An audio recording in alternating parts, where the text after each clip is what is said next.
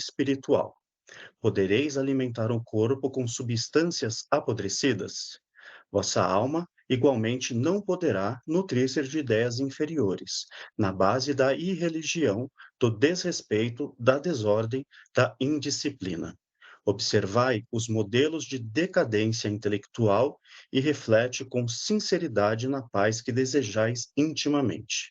Isso constituirá um auxílio forte em favor da extinção dos desvios da inteligência. Bom, agora eu vou fazer um breve comentário aqui. Bom, como disse Jesus bem no comecinho aqui do nosso texto, guardai-vos dos escribas que gostam de andar com vestes compridas, né?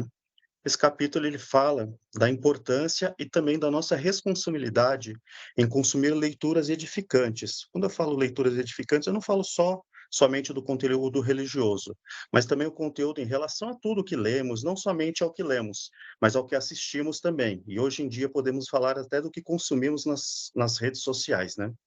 Devemos ser muito criteriosos com o que consumimos, com o que lemos, com o que vemos.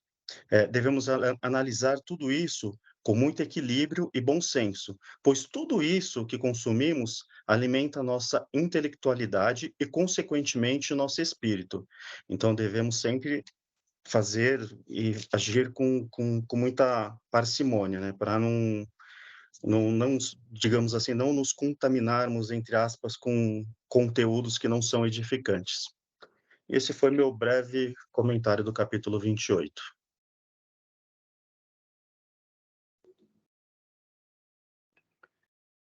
Muito obrigado, Pepita. Muito obrigado, André, pelo início. Pessoal, estamos encerrando, nesta quarta-feira, o nosso quarto ciclo de palestras. Como a gente comentou lá no início, tem o propósito e a finalidade de trazer temas extraordinários aos livros do Kardec, temas que saem um pouquinho dos livros, mas temas que nós procuramos trazer atuais e sob a visão ótica da doutrina espírita. Iniciamos no dia 11 de outubro a nossa primeira palestra desse quarto ciclo, trazendo um tema evangélico, a construção da fé, com o nosso querido amigo, o Edmar Galvez. Em seguida, no dia 18 de outubro, Viver com Cristo, o nosso querido amigo Tiago Matos, 2 temas de cunho evangélico. E hoje, 25 de outubro, encerrando o nosso quarto ciclo de palestra, nós temos um tema desvelando Kardec, expondo Kardec, revelando, desnudando o nosso codificador da doutrina espírita. E nesta noite, o nosso querido amigo, da qual eu estou tendo o prazer e a honra de conhecer essa noite, o Wilson Domingues, aceitou generosamente esse nosso convite e essa temática. E nessa noite ele vai compartilhar o seu conhecimento conosco sobre o Desvelando Kardec. Informações, no meu entendimento, de extrema importância para todos nós que abraçamos a doutrina, né? Conhecer o Kardec. A doutrina, as revelações são dos espíritos, como nós sabemos. Mas teve esse ser humano, em pleno século XVIII, século do iluminismo, iluminismo de razão, né? Enfrentando todas as coisas, um cientista, um filantropo, já com uma digamos, uma vida já estabilizada, e ele encara esse desafio, e obviamente nós sabemos que não foi fácil, de tantas coisas que ele tiveram que enfrentar. Então, foi esse ser que abraçou, como diz Jonadian, um vaso escolhido, né, que resolveu trazer todo esse material, essa codificação, da qual hoje nós nos debruçamos, e há 160 anos nós estamos aqui estudando. a doutrina do nós sabemos, ela é uma revelação nova. Quando a gente compara com, por exemplo, com a Igreja Católica, mas não menos atuante. Então, nós entendemos, quando no meio desse ano a gente fechou esses temas, entendemos que era muito importante trazer, afinal, quem foi este homem, esse cientista, esse pedagogo que abraçou e que nos deu oportunidade de toda essa codificação que ele nos trouxe.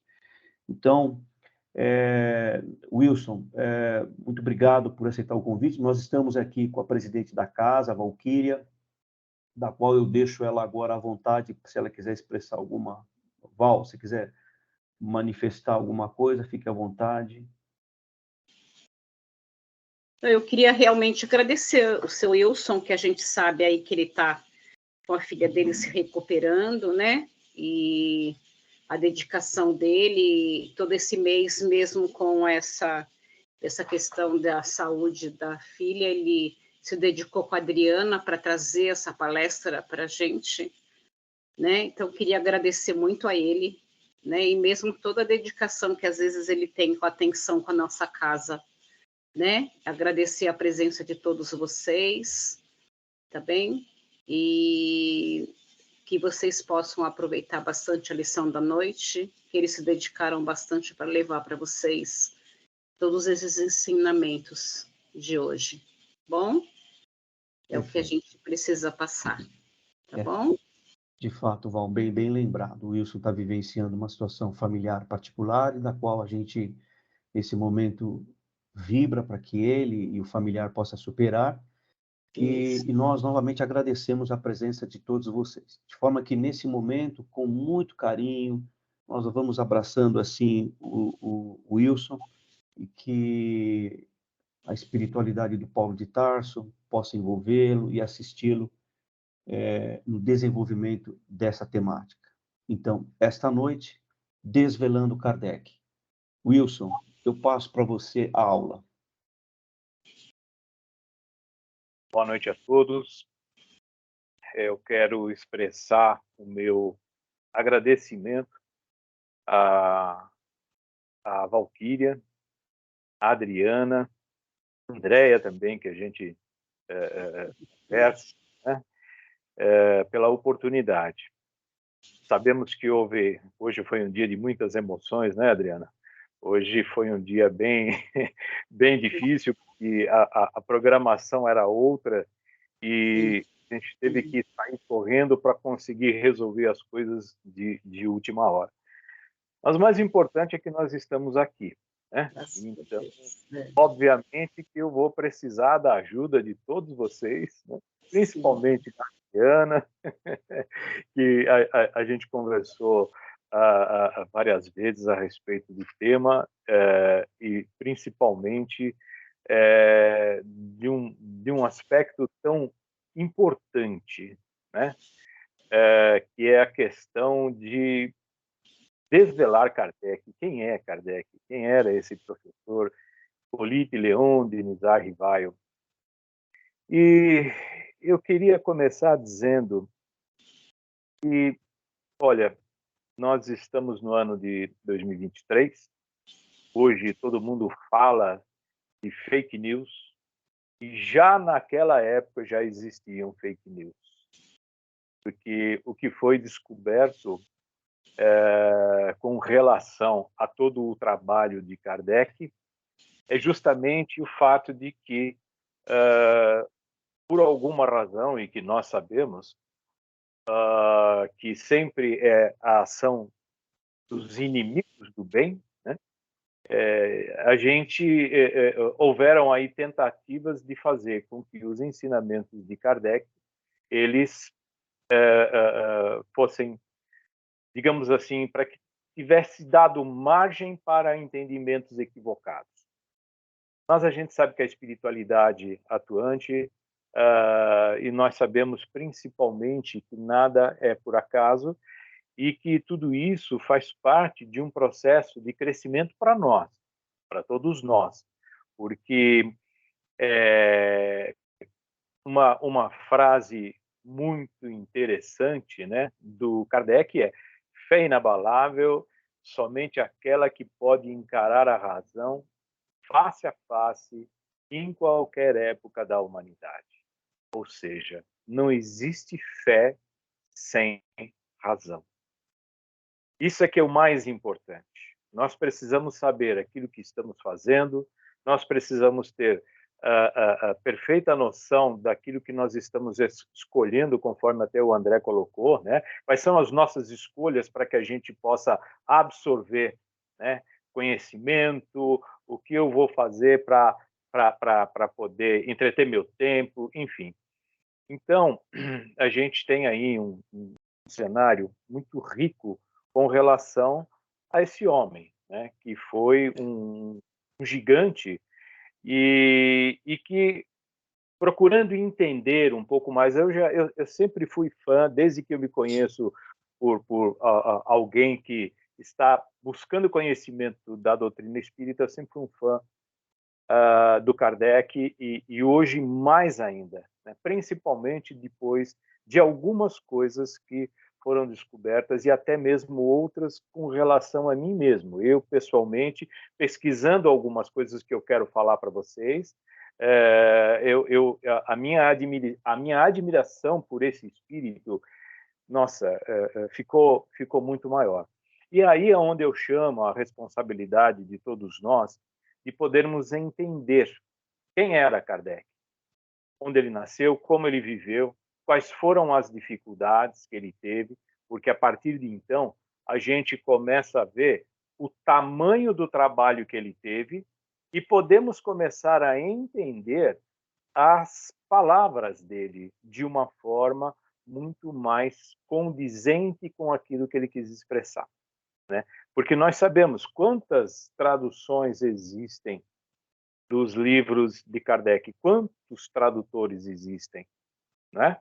E aí a gente sempre pega, na questão da tradução, a gente pode ter palavras diferentes que podem levar a entendimentos diferentes.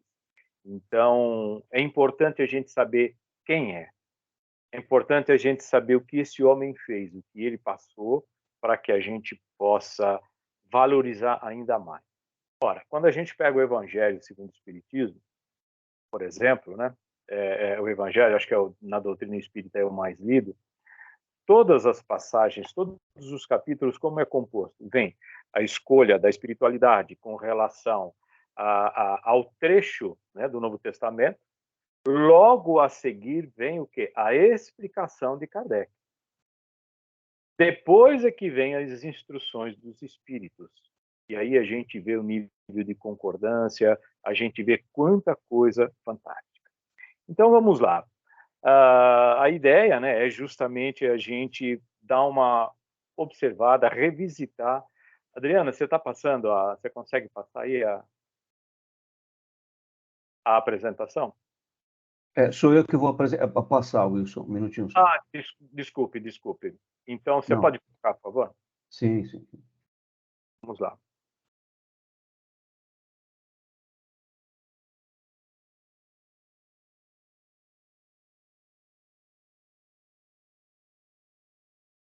Isso. Então, a gente está vendo aí o tema, né? Desvelando Kardec. E é fundamental. Então, a próxima, por favor. A gente vê, né, a frase que nós lemos agora há pouco, né?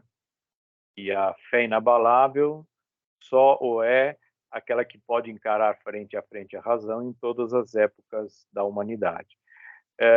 Kardec nasceu em outubro, né, e a gente vai aqui expor alguns acontecimentos relevantes na questão do espiritismo, né, e dar uma olhada na biografia do Kardec.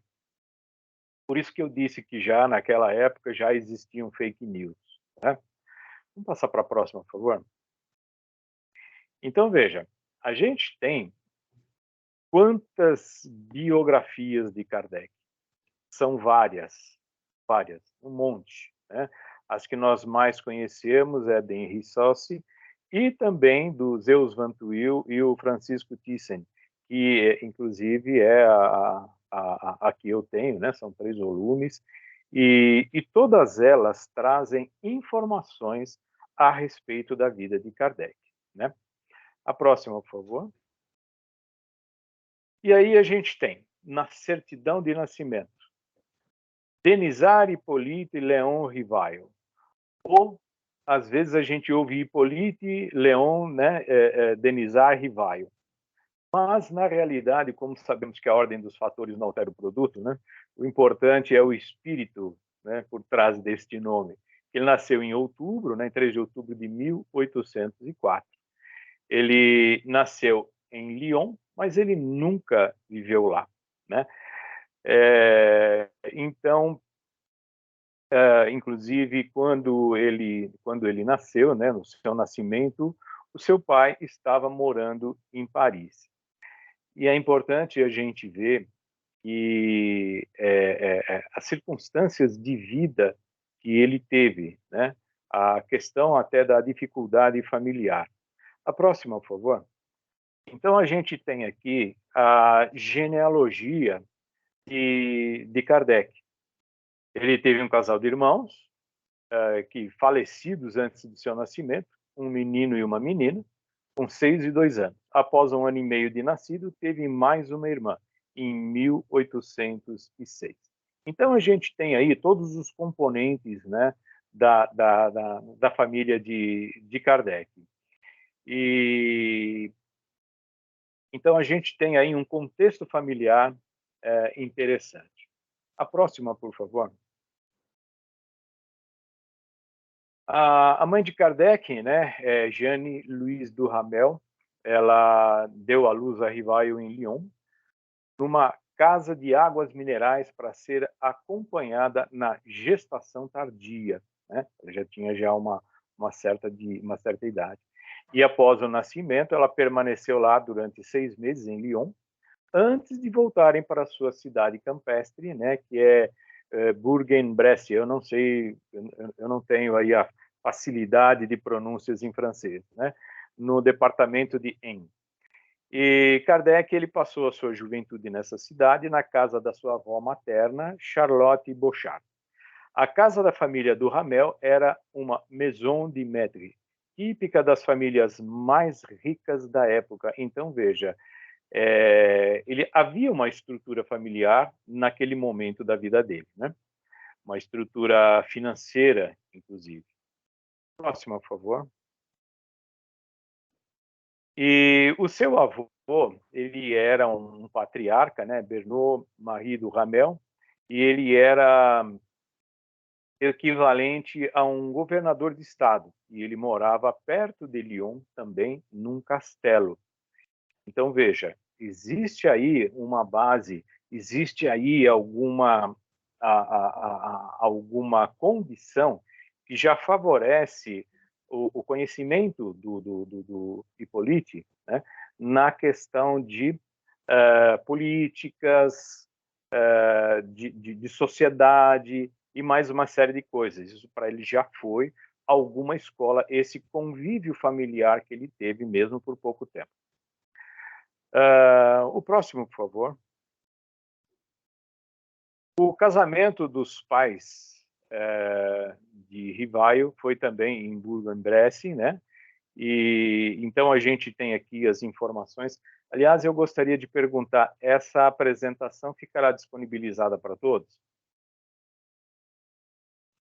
Sim, vai ficar sim. Vai ficar, né? Então tá bom, porque tem bastante informação e eu gostaria de, né,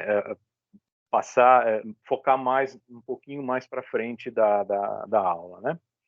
E então a gente tem aí a questão do casamento dos pais, e queria lembrar que essas informações, elas foram, o próximo slide, por favor, foram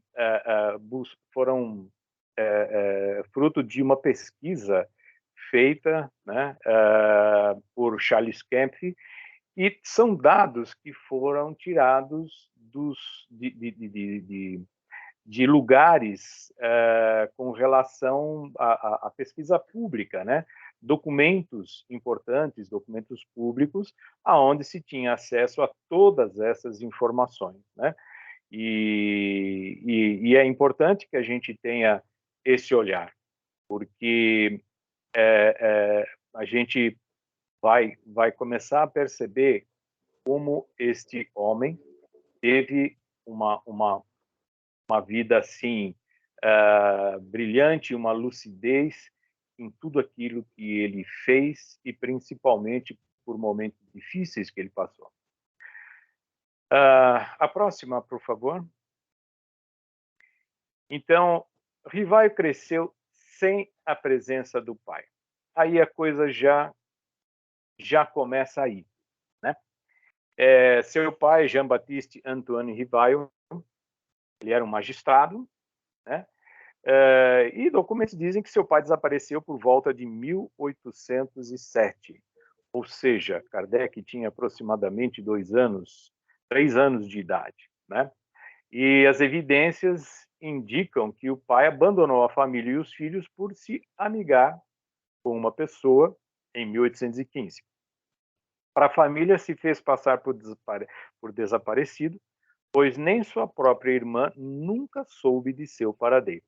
Morreu pobre em uma cidade e deixou uma herança que nunca existiu. Veja, ele desapareceu sem dar notícias por mais de 25 anos, provavelmente morto na Espanha. Então, nós sabemos que dentro de um contexto familiar, a importância das figuras do pai, a figura paterna, a figura materna, né? E quando um desses elementos deixa de estar, e principalmente num caso como esse, isso com absoluta certeza traz situações até mesmo de trauma para a criança, né? E isso acaba se revelando lá na vida adulta. E é importante esse momento e a interpretação que aquele menino, o Rivaio, o Hippolyte, de que maneira que ele enfrentou tudo isso. A próxima, por favor. Então, vejamos aí. Informações sobre a questão do pai dele. Várias coisas, informações, mas o mais importante é Kardec, né, o garoto Hippolyte, ele viveu sem a presença do pai e, consequentemente, isso teve as questões da infância. Volto a falar novamente da infância, porque o professor Rivaio, o Kardec, ele fez um trabalho fantástico, né, como pedagogo, com relação às crianças. As propostas dele, de ensino principalmente, são maravilhosas. Então, ou seja, ele usou toda essa situação que ele passou a favor da humanidade, digamos assim. A próxima, por favor. Professor Rivaio, né? Sua mãe sempre o acompanhou desde a Suíça. Pestalozzi, ele estudou lá no Instituto de Pestalozzi, né? A sua avó falece em Bourg-en-Bresse e, para ajudar nos custos de estudo, sua mãe aluga aquela mansão. Então, documentos comprovam que a mãe Louise morou em Yverdun até junho de 1820, já que houveram dúvidas se Rivaio havia mesmo estudado em Yverdun. Então, essa dúvida praticamente ela ficou desfeita, né? Em 1820, ele já estava com quanto? 16 anos aproximadamente, né? A próxima, por favor. E aí ele tem que a figura materna foi o seu grande suporte. É a questão do sacrifício da mãe, né? É a mãe, como a gente vê hoje em dia, é a mãe que é mãe e pai ao mesmo tempo, né?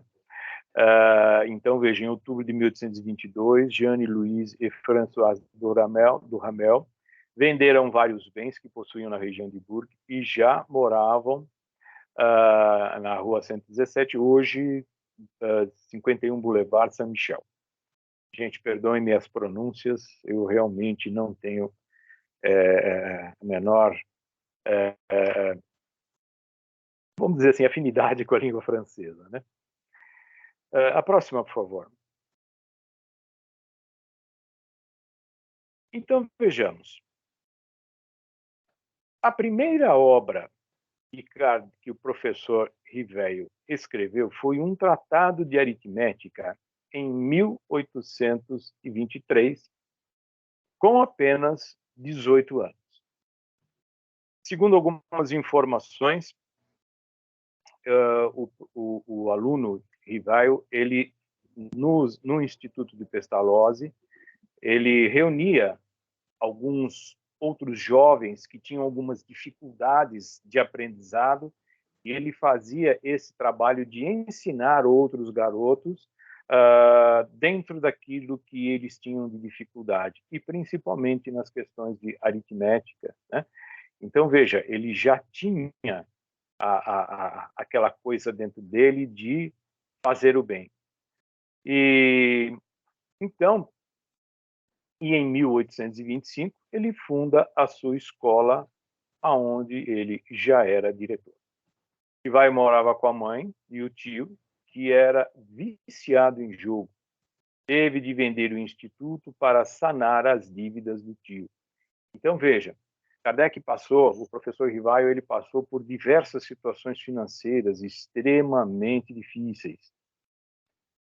E ele não abandonou o trabalho dele. Como pedagogo, como cientista, ele se manteve firme, ele focou naquilo, ou seja, como diz Paulo de Tarso, né, vai direto para o alvo, e ele foi direto para o alvo, né? E em 1850 a lei falou, influencia o Segundo Império de Napoleão III, acabou com os sonhos de Rivaio, houve grande influência do clero na educação. Então vejam, influência do Segundo Império de Napoleão III. A próxima, por favor. Antes de nós falarmos a respeito da importância de Amélie Boudet, a questão do Napoleão III.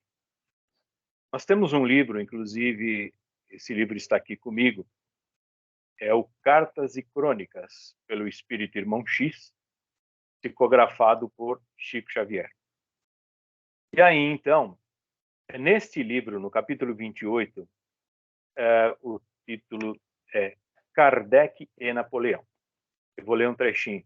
Logo após o 18º Brumário, 9 de novembro de 1799, quando Napoleão se fizera o primeiro cônsul da República Francesa, reuniu-se na noite de 31 de dezembro de 1799, no coração da latinidade, nas esferas superiores, grande assembleia de espíritos sábios e benevolentes para marcarem a entrada significativa do novo século.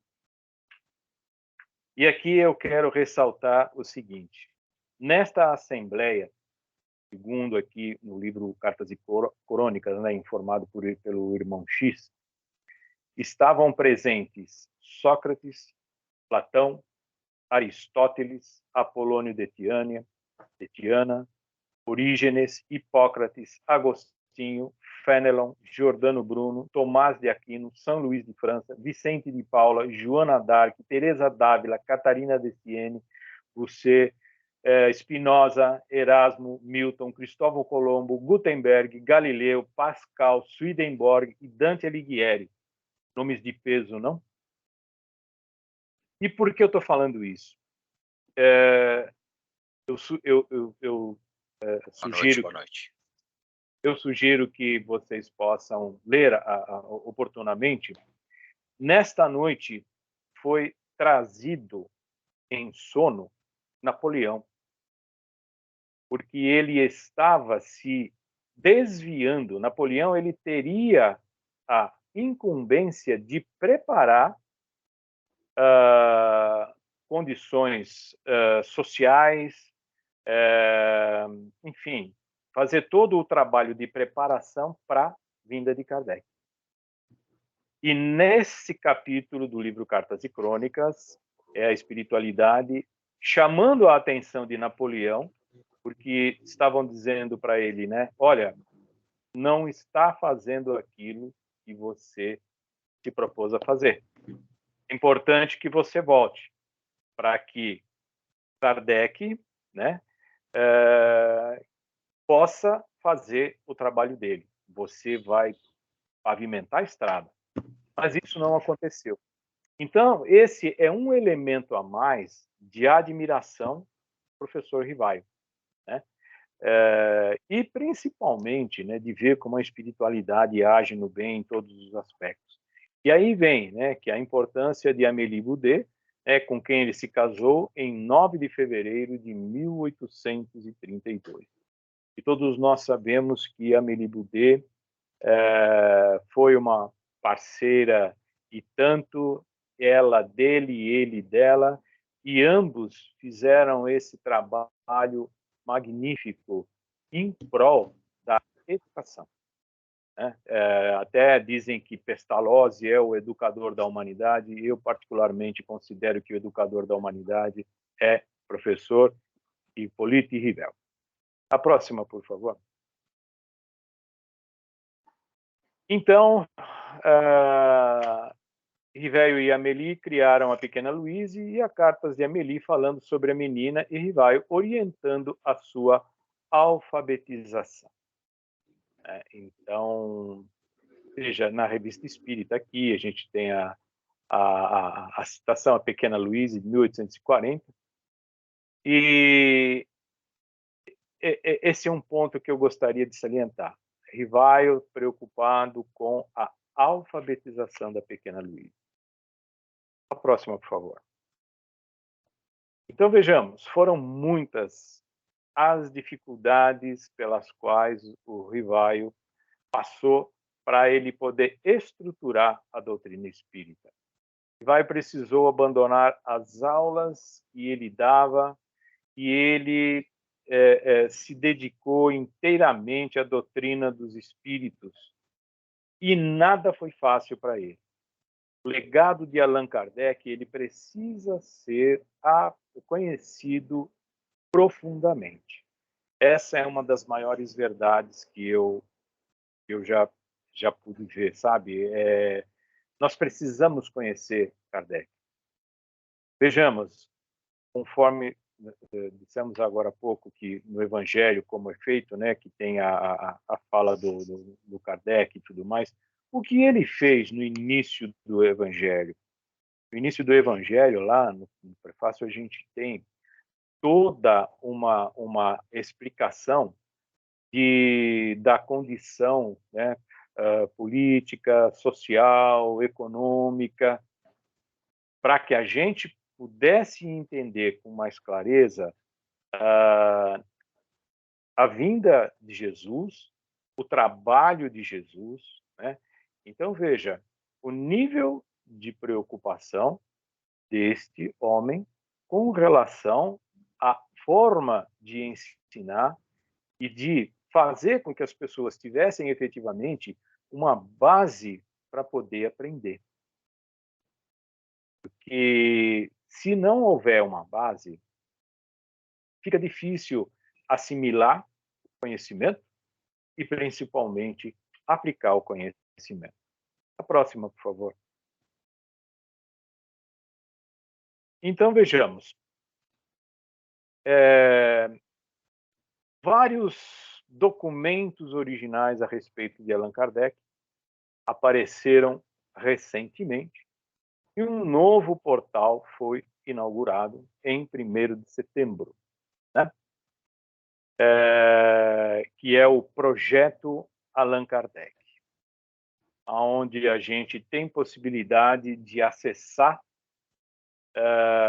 vários destes documentos. A próxima, por favor. Bem, Canuto Abreu, advogado homeopata, filantropo e um grande pesquisador espírita. A próxima, por favor.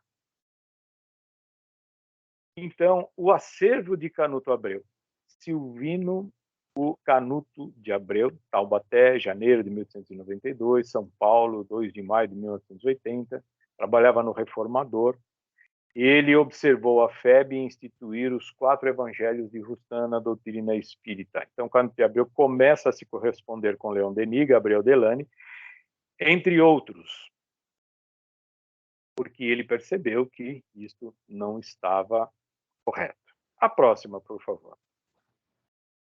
Quando eu digo correto, é no sentido de que conceitos equivocados, né?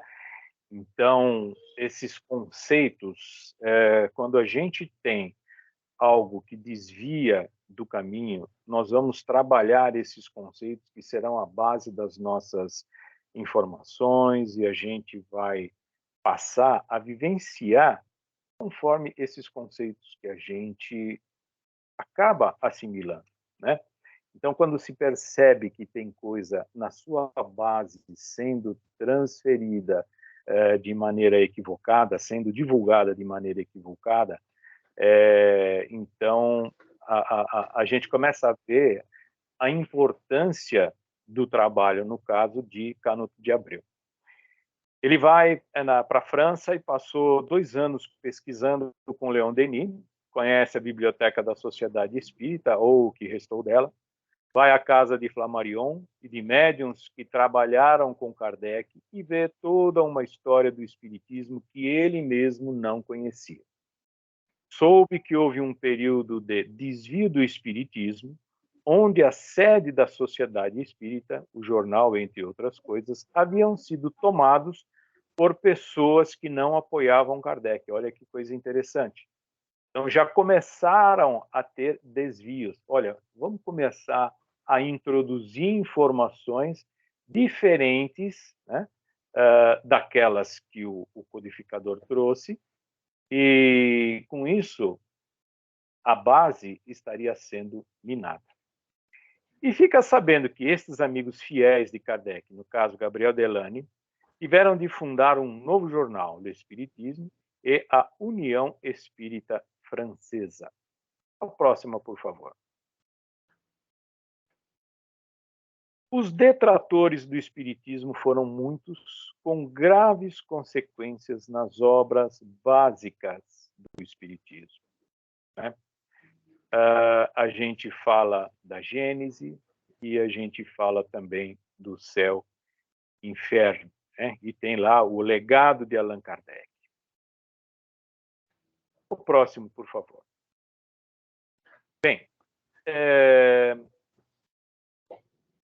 a partir daqui a gente começa a ver como a espiritualidade vai trabalhando em prol do bem. E, principalmente, né, fazendo com que a gente seja lembrado a todo momento, fique atento, né, observa, verifica se aquilo que estão falando, aquilo que estão fazendo, se está correto, né? Veja se existe coerência. E aí a gente vê, Canuto fica sabendo que esses documentos estavam numa livraria em Le Maire. Nesta livraria, Canuto conhece Paul Le Maire, filho de Pierre Gaëtan Le Maire. Havia uma secretária que aos poucos foi permitindo que Canuto fosse todos os dias pesquisar esses documentos. Tudo estava guardado em grande armário de Nogueira com cartas, dossiê, etc. Diariamente, Canuto lia, anotava e estudava. Próxima, por favor. E trouxe para o Brasil suas anotações e começava a escrever um dossiê. Se depara com uma história completamente diferente daquela sendo implantada no Brasil. Febe com ideias de Rustan e decide escrever um artigo arrebatador contra Rustan. Tenta voltar à França, porém vem a guerra. Retorna à França após a guerra e não encontra mais ninguém. Aquele armário continha toda a história de Kardec organizada meticulosamente como que à espera do futuro. A A próxima, por favor. Na Maison dos Espíritos, os alemães haviam saqueado todos os documentos, inclusive o armário. E Paul Lemaire se casou com aquela secretária da livraria. Canuto vai até Paul, já viúvo e doente. Paul havia guardado os documentos e entrega a Canuto. A próxima, por favor. Bem, aí, aqui no Brasil, Canuto entrega, né, encontra Chico Xavier e fala para ele a respeito de todo o material. Chico quer publicar tudo imediatamente, porém, por instrução de Emmanuel, é dito que não era o momento adequado ainda. Aquele rico material não poderia ser um escândalo, e sim esclarecimento. Já imaginaram se tudo isso tivesse sido publicado naquela época? O que teria acontecido, não é? Muito provavelmente não haveria entendimento. Por quê? Porque não havia uma base mais sólida para que se pudesse fazer análises a respeito das coisas que haviam sido divulgadas, né? O que era verdadeiro e o que não era. Então é recomendado que Canuto estude o material e escreva um documentário calmamente, todos os dias, sem pressa. Canuto não poderia dizer nada. A próxima, por favor. Nos anos de 1970, Bezerra de Menezes diz em uma psicografia que apenas no futuro aquelas cartas seriam conhecidas. Canuto pede à sua filha que cuide de todo o material em segurança e depois o mesmo é passado para o seu neto Ian. A próxima, por favor. Bem, aqui começa uma história onde eu acompanhei mais de perto. A FEAL, a Fundação Espírita André Luiz, na figura do Sr. Onofre, estabelece contato com o neto de Canuto de Abreu, o Liam. E aí, eu peço licença para me emocionar. Onofre Astínfero Baptista é o nome dele. Ele é o meu padrinho de assembleia lá do Conselho da André Luiz, inclusive da Fundação Espírita André Luiz. É uma pessoa que eu conheço, assim, ele é uma pessoa muito respeitada por tudo aquilo que ele faz, pela moral, pela dedicação. Ele já foi presidente das Casas André Luiz várias vezes e também da Fundação Espírita André Luiz. E por que eu falo que eu peço licença para me emocionar? Porque eu me lembro dos primeiros contatos que o senhor Onofre fazia, aonde ele se emocionava nas reuniões da Assembleia, dizendo do tamanho da emoção quando ele começou a pegar nas mãos esses documentos. Os documentos que foram escritos pelo próprio Kardec. Então, era algo assim, sabe? E aí, me vem à mente também todas as dificuldades que a própria Fundação teve e que ainda tem para poder trabalhar na divulgação do Espiritismo. Não é fácil. Quando foi criada a TV Mundo Maior, eu participei ativamente, já existia a Fundação, ela tomava, a Fundação tinha as rádios, né? E então começou a se desenhar este movimento, né, para que tudo isso pudesse vir à luz. E apesar de todas as dificuldades que nós tivemos para poder manter tudo em funcionamento, eu quero aqui fazer uma observação. Houve uma época, no início desses projetos, a rádio ficou fora do ar. Durante 15 dias, ninguém sabia o que acontecia. absolutamente ninguém.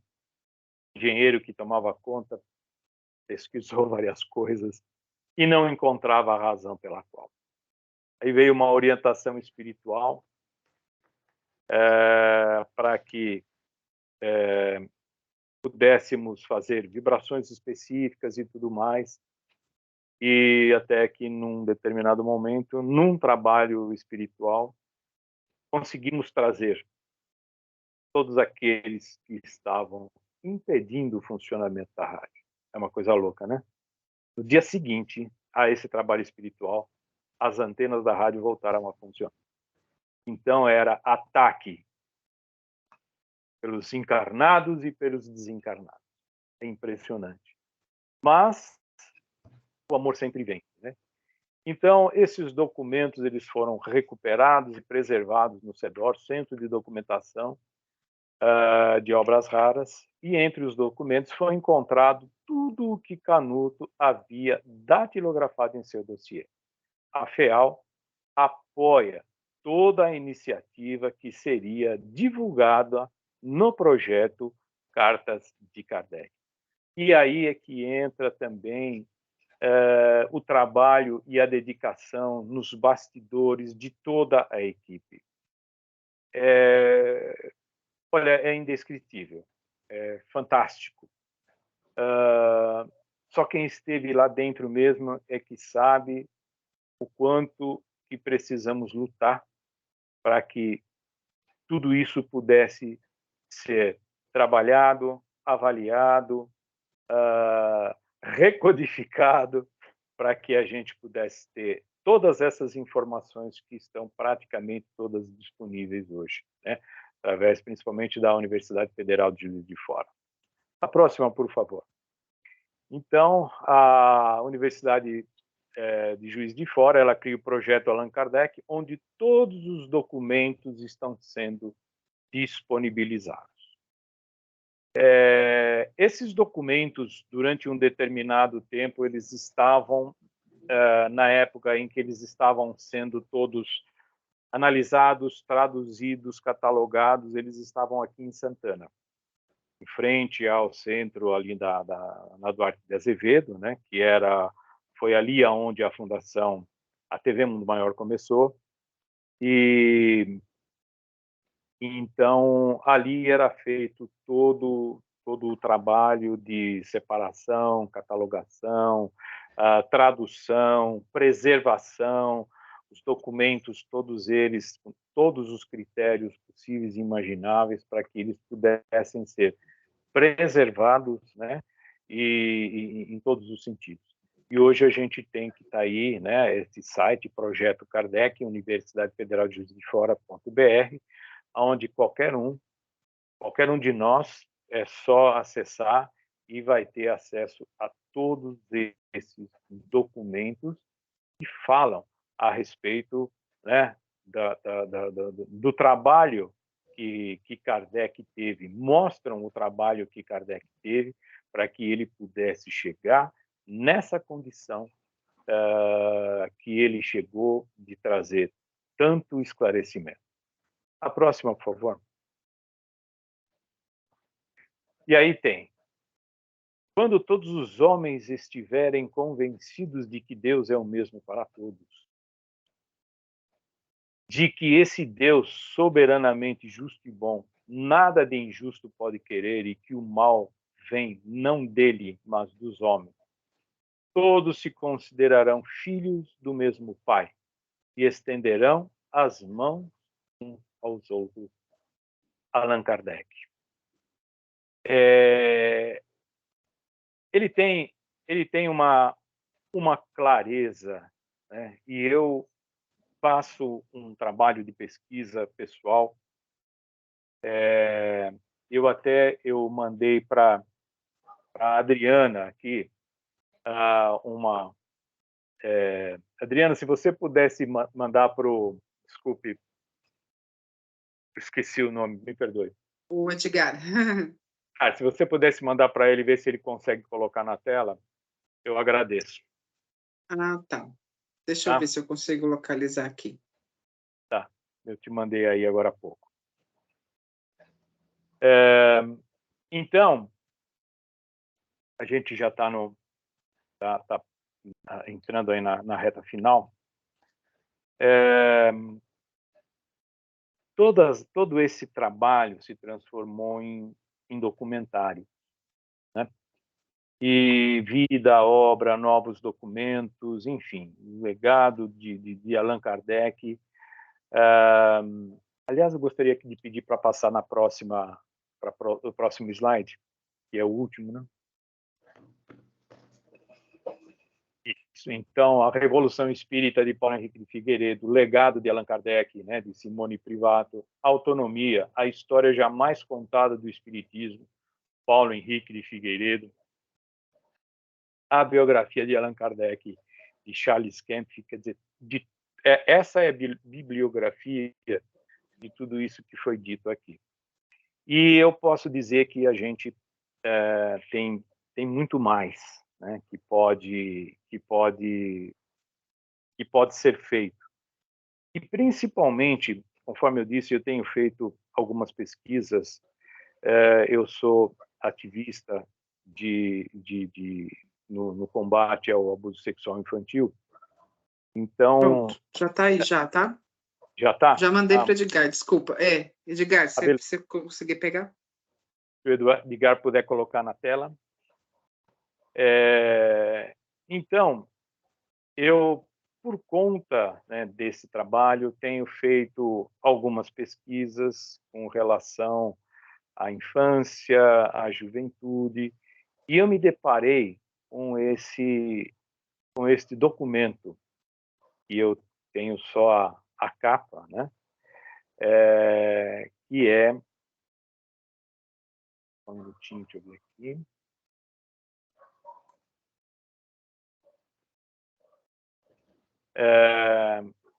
Um minutinho, tentar abrir. Conseguiu? Vamos ver aí. Um minutinho, deixa eu ver se eu consigo abrir aqui. Eu vou ter que sair da tela. Tá.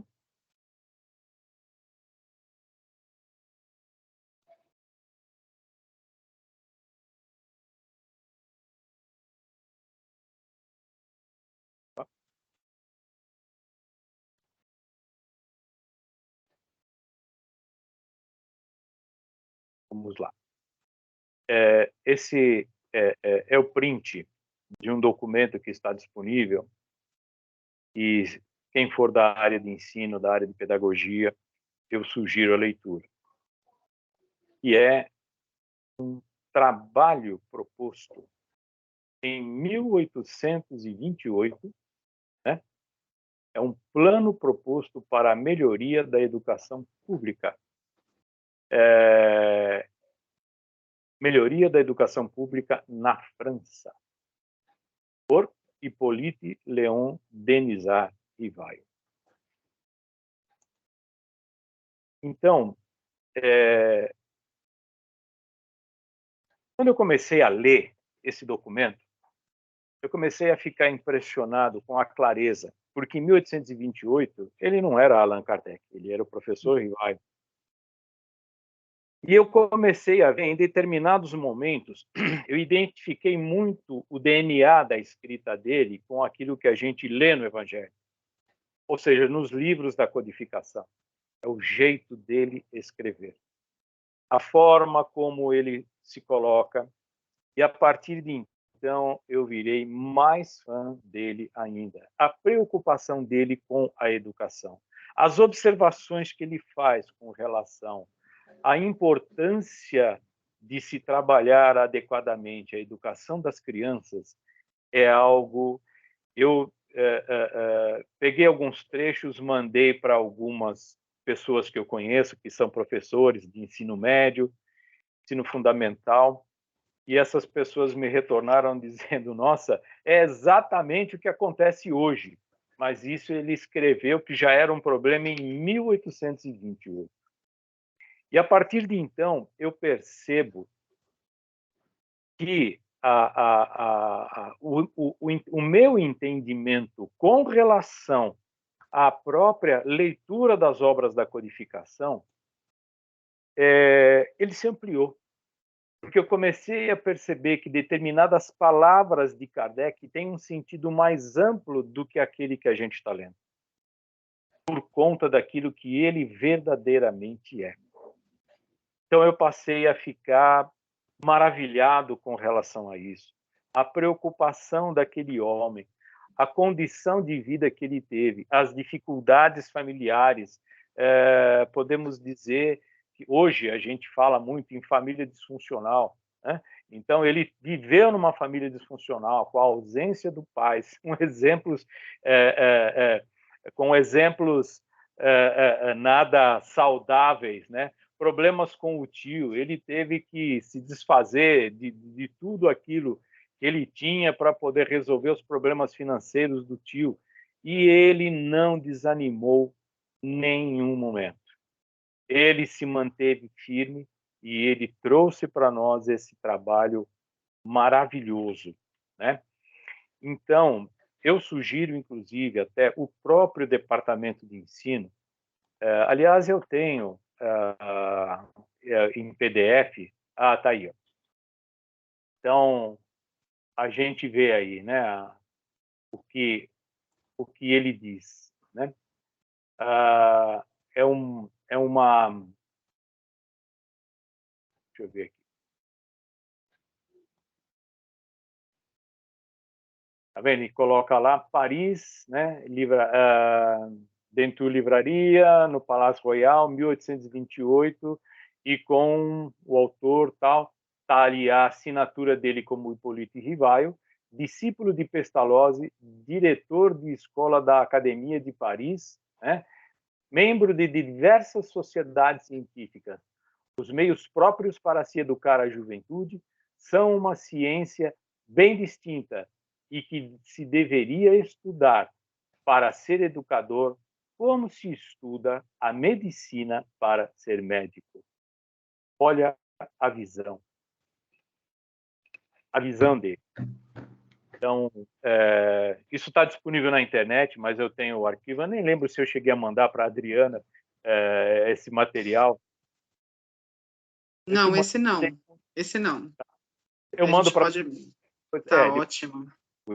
E eu sugiro que os departamentos de ensino leiam e peguem essas informações, peguem esse conhecimento, para que eu tenho certeza absoluta que vai ampliar a nossa forma de entender a codificação.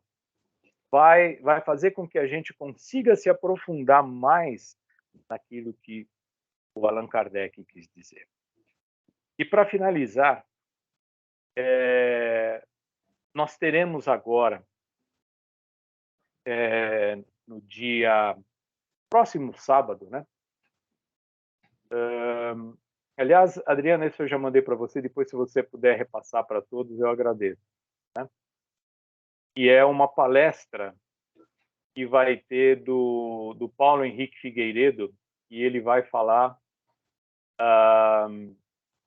sobre Allan Kardec e a revolução moral da humanidade. Elas vão acontecer dia 28 e 29. Dia 28 de outubro, aqui na Duarte de Azevedo, 691, às 19h30, e no dia 29 de outubro, às 17h30, lá no centro de Guarulhos. Né? Então, é uma palestra com o Paulo Henrique Figueiredo, e ele vai falar Allan Kardec e a revolução moral da humanidade. E é impressionante como ele deixa claro nessa obra dele. Kardec, ele cita a palavra moral e ele se preocupa com a moralidade do ensino em todos os momentos da vida dele, em todo o trabalho dele. Uma pessoa ética, uma pessoa determinada, uma pessoa que, olha, eu não estou recebendo a estrutura daqueles que se comprometeram a estar junto comigo, não tem problema não. A estrutura principal está do lado de lá e a gente vai conseguir fazer, né? Tem aquela passagem que ele pergunta pro Zéfiro, né?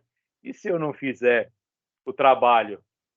Zéfiro responde para ele: você acha que Deus estaria, né, deixaria o trabalho única e exclusivamente com você, tem toda uma equipe, né? E Kardec sabe disso. Ele levou esse trabalho extremamente a sério e foi o trabalho da vida dele. Então, o que eu gostaria de falar, né, de finalizar, é que esse homem, esse espírito de Foucault, ele veio e ele nos trouxe tudo aquilo que nós precisamos. Toda a codificação espírita, ela não está organizada por ordem cronológica. Todas as informações, todos os trechos, ela está organizada por ordem pedagógica. E quando a gente vê os nomes que estão por trás de todo esse trabalho da espiritualidade, a gente vê que houve uma preocupação e há uma preocupação muito grande para que todos nós possamos ter o verdadeiro entendimento do que é o amor, Deus, a importância da vida de relação, da moralidade, enfim. É um trabalho de amor imensurável. Então, eu gostaria de sugerir que lessem mais a respeito desse trabalho, da própria vida do professor Rivaio. É surpreendente, isso nos dará mais base para que a gente tenha compreensão melhor de todo o trabalho dele, a importância de nós questionarmos, né? Porque, de repente, se a gente vê que tem alguma coisa que não tá batendo, opa, peraí, vamos pesquisar como era antes, né? Porque, de repente, para virar na calada da noite, escrever alguma coisa que não é uma verdade, isso, infelizmente, pode acontecer. E é justamente essa a preocupação dele. Dá uma boa base e nós não seremos enganados. Era isso, meus amigos. Me perdoem por falar de uma maneira... falar rapidamente, o mau jeito, foi tudo muito improvisado, mas falar a respeito de Kardec é realmente algo que emociona a todos nós, né? E lembrando que é o Centro Espírita Kardecista Paulo de Tarso. Obrigado, pessoal.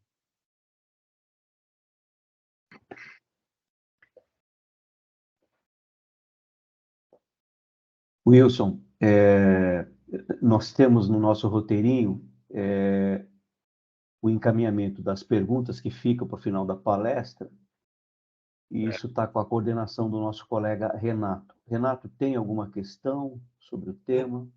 Não foi colocado. Deixa eu ver, tem. Exatamente. Também lá nos grupos também não. Então, não foi colocado. Tá, então vamos aqui então promover aqui, se o Wilson permitir. Wilson, eu confesso a você, bom, das obras que você citou, eu particularmente li o da Simone Privato e acabei não lendo outras obras, mas você trouxe informações que eu desconhecia. Eu já tive a oportunidade de ver outras apresentações sobre Kardec. Um deles, inclusive, lá numa casa no Segue Jesus, que ele escreveu, esqueci o nome dele, foi uma das obras que ele escreveu do Kardec. É um livro de capa branca, esqueci o nome dele, mas eu vou lembrar. Mas, como está claro aí que você navegou por um bom tempo nesse tema, eu gostaria só de aqui a gente só fazer alguma colocação para que você pudesse, como você já nos trouxe todo esse tema, um tema extremamente técnico, de uma forma assim muito gostosa, muito leve. Nos meios espíritas sempre se comentou, e como você trouxe bem na sua apresentação, toda a educação familiar, veio de uma família estruturada, apesar que teve aí o abandono do pai, mas teve toda a questão da educação, né, o ensino lá no Instituto Pestalozzi. Então, como alguns costumam dizer, ele foi ali já moldado, né, com essa questão científica, mas sempre se perguntaram, né, até porque nós sabemos que todos nós, a gente vem aí com uma espécie de função da reencarnação, as páginas não estão devidamente escritas. Pelo nosso livre-arbítrio, nós podemos alterá-las, né? Podemos mudar a direção do nosso curso. E sempre se pergunta, se o Kardec, quer dizer, quando foi ali exposto ele diante dessa imensidão desse trabalho, dessa revelação da doutrina em pleno período do iluminismo, né, quando ele percebeu ali, né, que aquela questão de toda aquela os fenômenos da mesa girante, havia algo de muito mais valioso, uma dimensão. Se ele acabasse ali, em função da dimensão do trabalho, renunciasse a esse trabalho. Se ele falou, não, eu não vou encarar isso. A gente sempre pergunta, sempre questiona isso. E pergunta, será que a espiritualidade teria um plano B? Alguns dizem que talvez o próprio Napoleão, dizem, não sei se é verdade, eu realmente confesso a minha ignorância ali, que ele foi meio talhado, mas acabou seguindo outros caminhos. E depois veio o Kardec. Mas talvez se Kardec, talvez Leon Denis, Flammarion, ou o próprio Gabriel Delany, você, nas suas pesquisas, você tem alguma coisa nesse sentido? Assim... Olha, especificamente, nesse sentido, eu não tenho nada. Eu falo por mim, que é a minha opinião. Lendo a respeito da vida do homem, né, do professor Rivaio, eu acho que dificilmente ele declinaria da tarefa. Concordo. Sabe? Por todas as dificuldades que ele passou, né, e pela índole dele, né?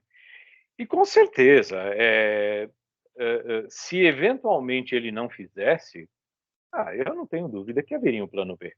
Afinal de contas, a gente está falando da divindade, né? A gente está falando de Deus, do poder superior, né?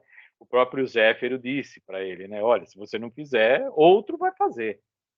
Então, a gente vê, quer dizer, a obra de Deus, ela não está sujeita aos homens. Somos co-criadores, a gente trabalha, a gente coopera, mas a obra de Deus, ela se faz, independentemente de qualquer ser humano. Então, não acredito que ele declinaria. E se isso tivesse acontecido, com certeza teria um plano B. Para mim, Deus tem plano B, C, D, E, quer dizer, o que tiver que ser feito vai ser feito e fim de papo, né? Então essa é uma opinião minha, não encontrei nada especificamente a esse respeito.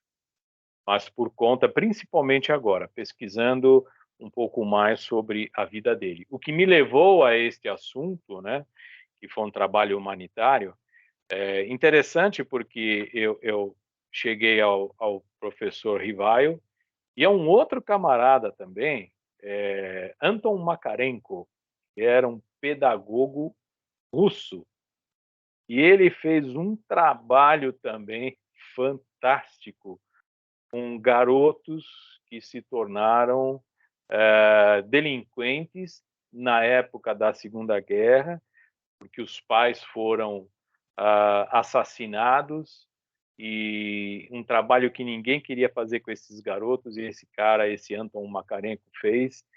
Então é assim, por caminhos inimagináveis, Deus provê sempre o bem. Então existem pessoas que a gente jamais poderia imaginar, mas que estão ali, estão fazendo a vez dela, pessoas que a gente nunca ouviu falar e que fazem o trabalho. Então, inclusive para mim, tudo aquilo que está acontecendo nesse momento está tudo certo. Porque se a gente não acreditar que Deus é maior do que tudo,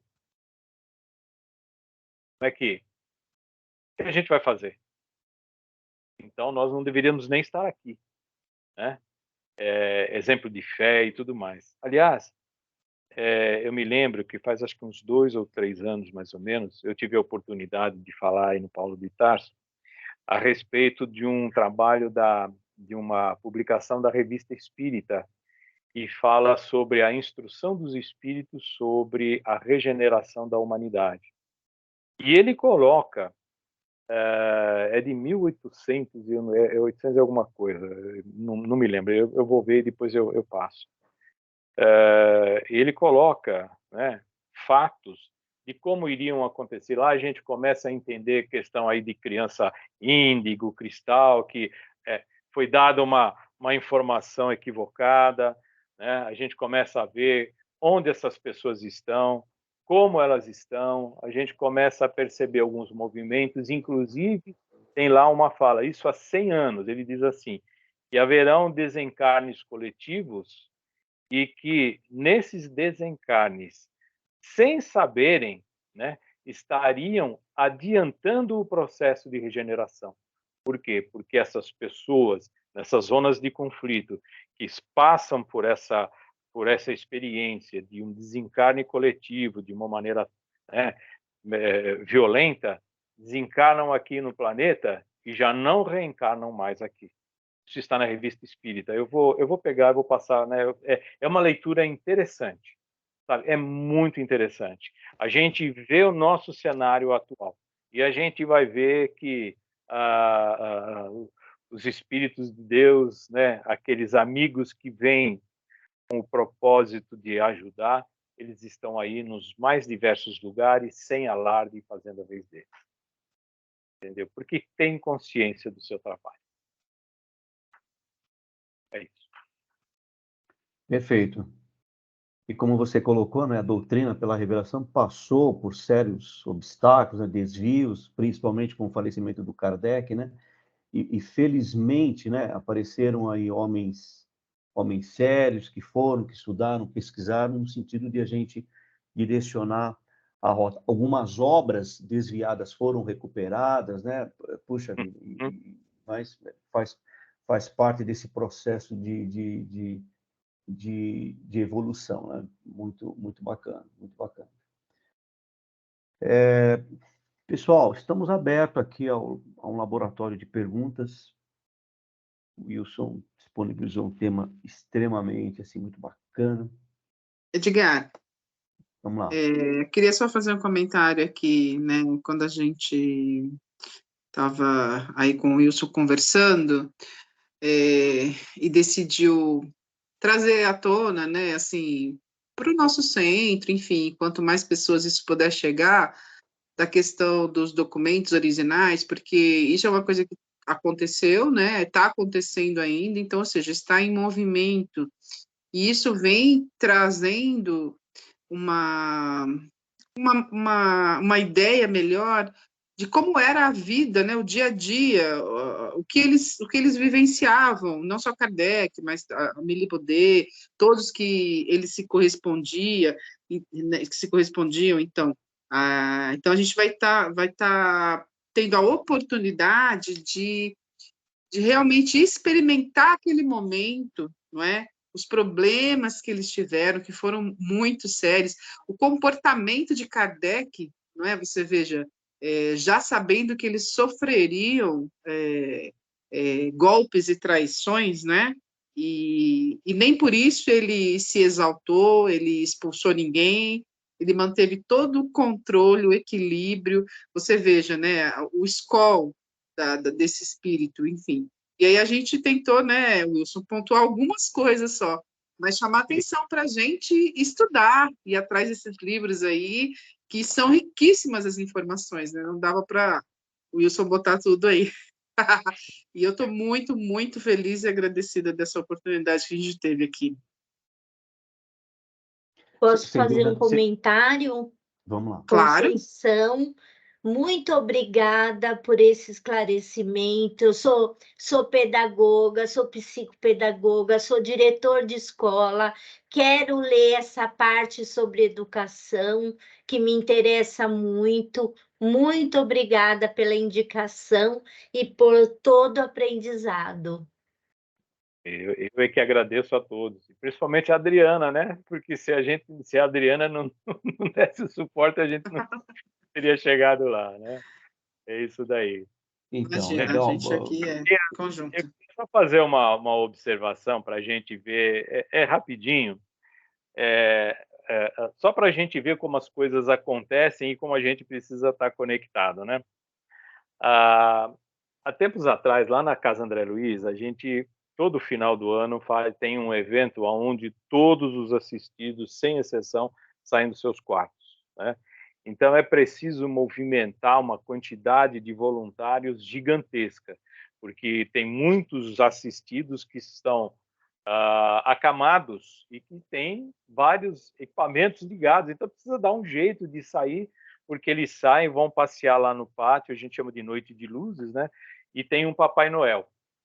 E, normalmente, a gente convida outras pessoas para fazer eventos. E teve um ano que eu estava lá e veio o pessoal do Corpo de Bombeiros e começaram a fazer, o Papai Noel chegou num carro de bombeiro com a sirene aberta, enfim, todo aquele tipo de coisa tal. E aí, de repente, por alguma razão que eu não me recordo agora, uma das pessoas, um dos militares, chegou perto de mim, né, e começou a puxar assuntos sobre o espiritismo, né. E ele falou: é tudo com base em Kardec? Eu falei: bem, em termos de doutrina espírita, a base é Kardec. Aí ele falou assim para mim: mas mesmo ele se suicidando? Eu falei: oi? Kardec se suicidou. Eu falei: como assim? Que eu saiba, ele teve um aneurisma. Não, nada disso. Kardec se suicidou, porque ele viu a bobagem que ele fez.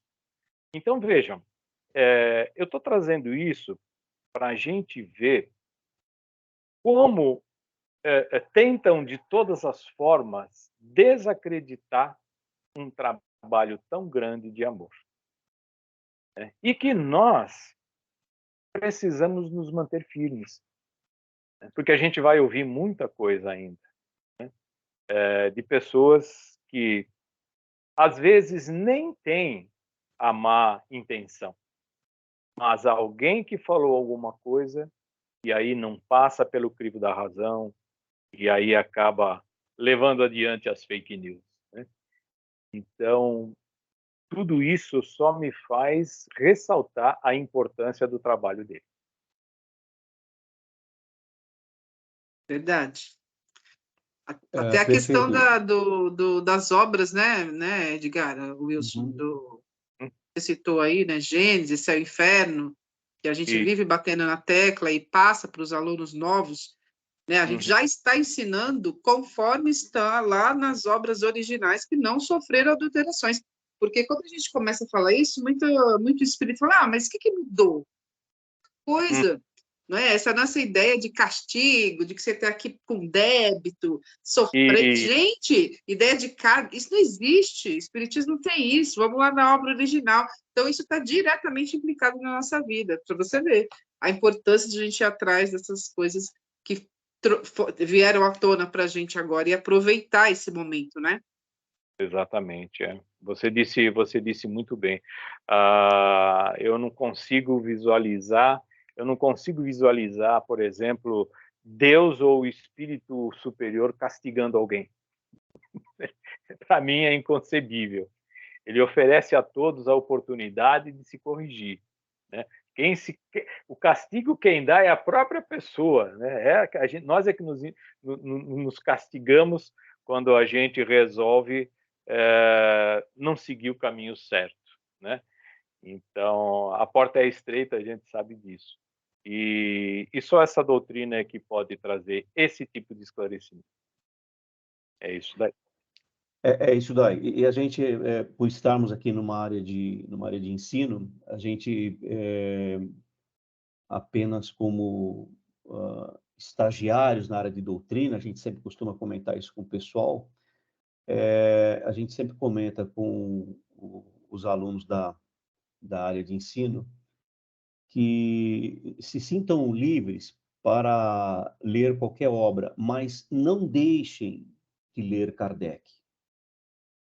que é todo o nosso conteúdo programático é baseado nas obras do Kardec. E nós, durante todo esse tempo, sempre comentamos que algumas obras, infelizmente, lá atrás, foram adulteradas, e a importância que, quando você vai adquirir a tua edição, você tome cuidado com isso, no sentido de buscar uma versão que não tenha sido adulterada. Então, isso a gente sempre colocou. E o propósito dessa palestra, que generosamente o Wilson nos trouxe hoje, com dados importantes, é exatamente trazer para nós, eternos estudantes da doutrina espírita, a importância de nós sairmos dessas informações dessa pessoa que o Wilson comentou, informações totalmente equivocadas, né?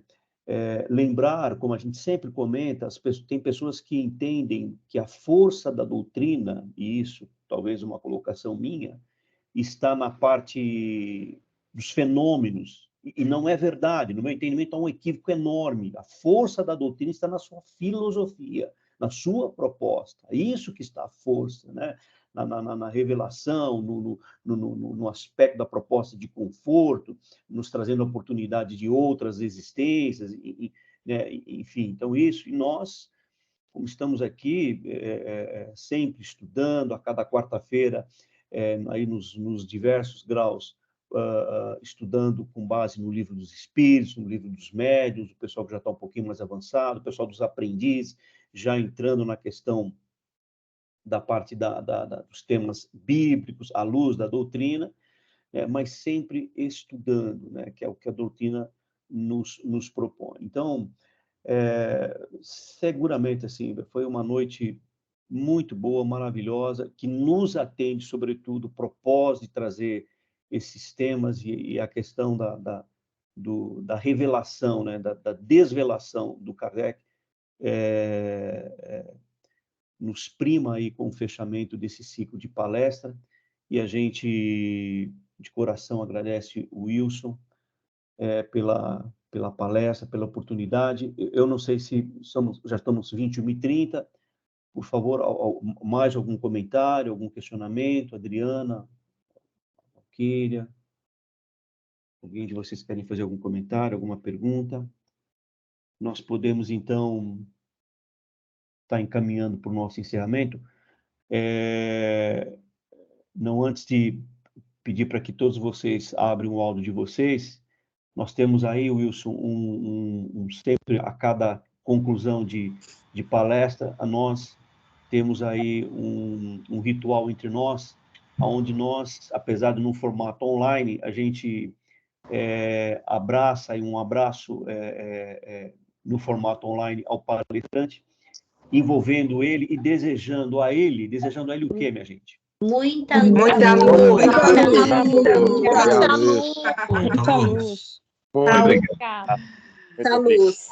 Que Obrigado, você se Wilson. sinta envolvido, abraçado realmente, de todo o coração, da sua disponibilidade de estar com a gente hoje, apesar do problema sério que você está vivenciando com a sua filha, que a gente vai vibrar muito aqui para toda a recuperação dela, e gratidão. Nossa palavra hoje é gratidão. Gratidão mesmo. Eu é que agradeço e de coração, sentir toda essa vibração amorosa. Muito obrigado. Obrigado mesmo. Bom Então, vizinho. É um bom vizinho, né, vizinho? É isso aí. É isso daí. Que bom. Obrigada Então, mesmo. vamos caminhando para o nosso encerramento. As vibrações e a prece final ficou a cargo da nossa querida amiga Lúcia. Está conosco? Sim, E ontem é aniversário, que também vamos vibrar muita luz para ela, né, Lúcia? isso você- aí. De Deus. Muito viu, meu? obrigado. Muito obrigada a todos aí, as mensagens também que eu recebi. Vamos lá. Vamos fechar nossos olhos, unidos em um único pensamento, vibremos pela paz mundial e harmonia entre os povos, pelo planeta Terra, para todos os países, em especial os que estão em guerra, pelo Brasil, que uma luz imensa ilumine a todos, em especial também aos nossos governantes. Vibremos saúde, amor e carinho para todos os doentes, os idosos, as crianças abandonadas, aos que passam fome, frio. Ampare, Senhor, a todos os necessitados. Em especial, hoje também, a filha do Wilson, a sua recuperação plena, que toda a espiritualidade a abrace e que isso aconteça o mais rápido possível. Vibremos por esta casa, seus dirigentes, colaboradores e por todos os trabalhos aqui realizados, por todos os lares, em especial o nosso lar, e por todos que lá estão. Vibremos pelos nossos amigos e por nossos inimigos, se assim os tiver. E, por fim, vibremos por nós mesmos, que sejamos amparados pela misericórdia divina. E envolvidos nessa vibração, agradecemos a Deus nosso Pai, Jesus nosso Mestre e todos os bons espíritos que estiveram conosco, nos acompanhando nesta reunião. Obrigado, Senhor, por permitir absorvermos esses ensinamentos tão necessários para a nossa evolução. Agradecemos ao nosso palestrante Wilson pelos ensinamentos compartilhados. Que tenhamos uma semana abençoada e que possamos estar reunidos na próxima semana. Que assim seja, graças a Deus e graças a Jesus. Assim seja. Muito obrigado, Lúcia. Seja. Obrigado, Wilson, pela palestra. Que Deus ilumine, que abençoe, que o teu ente querido, a tua ente querida possa superar as dificuldades físicas. Obrigado pela presença de todos vocês, obrigado pelo apoio da Val, obrigado pela Adriana, obrigado, Renato. Estamos finalizando o nosso 4º ciclo de palestras. Semana que vem retomamos, se eu não me engano, retomamos aula normal, eu não sei se é feriado, desculpa. Feriado.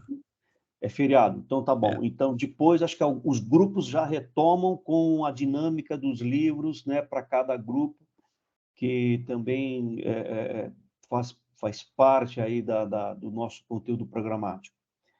Pessoal, muito obrigado, uma semana de muita luz, de muita paz, obrigado por todos, pela presença. Eu, particularmente, muito feliz por mais esse encerramento desse ciclo, acho que foram 3 quartas-feiras fantásticas, 2 temas evangélicos e esse tema do Kardec, fechando e contemplando o nosso ciclo de palestras, que tem como propósito trazer temas,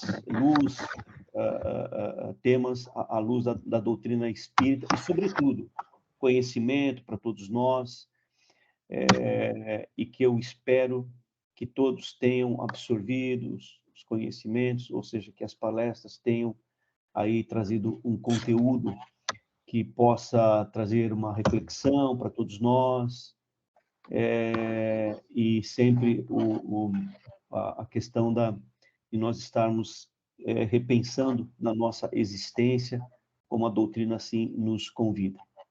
A todos, muito obrigado, um beijo no coração, e é isso. Boa semana a todos.